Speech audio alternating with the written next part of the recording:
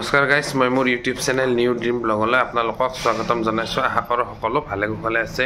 Guys, ইতিমধ্যে এটা বস্তু ট্ৰেণ্ডিঙত আছে যে উলংগ বাবা লগতে উলংগ অসমীয়া বোৱাৰীবিলাকৰ যি ৰিলছ বনোৱা পদ্ধতি, একেবাৰে দেহাত কাপোৰ কানি নাথাকে।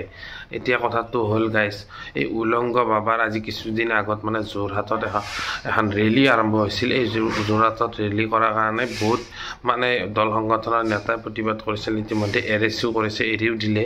এই বীৰ লাচিত খানৰ শৃংখল চলিয়াই বহুত বেয়াকৈ কৈছে উলংগ বাবাৰ ক্ষেত্ৰত। এই উলংগ অসমত এই উলংগ পদ্ধতিটো নচলে। আপুনি আপোনাৰ মা দেউতাৰ আগত উলংগ হ'ব পাৰিব, মা ভনীয়ে থাকে অসমত, মা ভনীৰ আগততো আপুনি উলংগ হ'ব নোৱাৰে। গতিকে এই উলংগ বাবাক দেখিলে এই দল সংগঠনৰ নেতাসমূহে পিঠি ফালি দিম বুলি কৈছে। এতিয়া এই উলংগ বাবা ধৰ্মীয় ক্ষেত্ৰত মই কথাটো ক'বলৈ নাযাওঁ, যিহেতু মোৰ ধৰ্মীয় বহুত বিশেষ জ্ঞান নাই। এই উলংগ বাবাই তেওঁ ধৰ্মীয় হেৰিত উলংগ হৈছে, কিন্তু এই বিষয়ে মই আলোচনা নকৰোঁ। কিন্তু অসমত বহু এনেকুৱা বোৱাৰী আছে যি উলংগ দেহা একেবাৰে কম কাপোৰেৰে একেবাৰে সেই নীলা ছবিৰ দৰে তেওঁলোকে কিছুমান ৰিলছ বা ভিডিঅ' দেখা পোৱা যায়। অসমীয়া বোৱাৰী অসমৰ বহুত অসমীয়া সংস্কৃতিৰ মান সন্মান একেবাৰে শেষ কৰিছে। লগতে তেওঁলোকৰ লগত এই জড়িত আছে তেওঁলোকৰ গিৰিয়েকসমূহো আছে, কাপোৰ বুলিয়ে কওঁ তেওঁলোকক। এই কাপোৰ গিৰিয়েকসমূহ এই ৰিলছবিলাকৰ লগত জড়িত আছে। গিৰিয়েকবিলাককো মাজে মাজে তেওঁলোকে দেখাই থাকে। গতিকে এই গিৰিয়েকবিলাক থাকোঁতে এই মহিলাবিলাকে কেনেকৈ উলংগ হ'বলৈ বা আপোনালোকে কমেণ্ট কৰি জনাবচোন বাৰু, কিয় এনেকুৱা অৱস্থা হৈছে।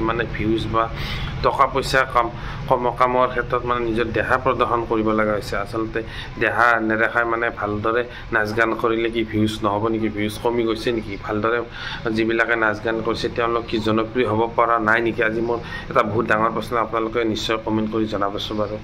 এনেকৈ গাইজ, উলংগ বাবাৰ ক্ষেত্ৰত সকলো দল সংগঠনে আগবাঢ়ি আহিছে, মাত মাতিছে। ৰাজপথত দেখি উলংগ দেখি মা ভনী থাকে। সেই ঠিক তেনেদৰে উলংগ যি বোৱাৰীবিলাকে ৰিলছ বনাইছে, অসমীয়া বোৱাৰীবিলাক, এইবিলাকৰ ক্ষেত্ৰত সকলোৱে যদি ওলাই আহে, সকলোৱে যদি মাত মাতে, তেন্তে বহুতখিনি বস্তু আৱৰ্জনাই নোহোৱা হৈ যাব বুলি মই ভাবোঁ।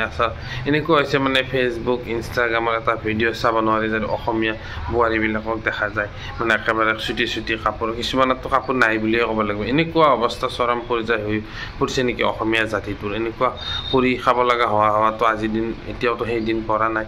গতিকে এইবিলাক অতি শীঘ্ৰে বন্ধ কৰিব লাগে চৰকাৰে, আৰু যি দল সংগঠন বুদ্ধিজীৱী আছে এই বিষয়ে অকণমান মাত মতা উচিত। এই উলংগ বোলা বস্তুটো অসমত কমপ্লিট বেন কৰি দিয়াটো উচিত। গতিকে আজি ভিডিঅ'টো মই ইমানতে সমাপ্ত কৰিছোঁ। চাই থাকিব মোৰ নিউ ড্ৰিম ব্লগ চেনেলটো, আৰু ভাল লাগিলে ভিডিঅ'সমূহ আপোনালোকে লাইক কমেণ্ট কৰিব আৰু ভিডিঅ'সমূহ শ্বেয়াৰ কৰিবলৈ নাপাহৰিব।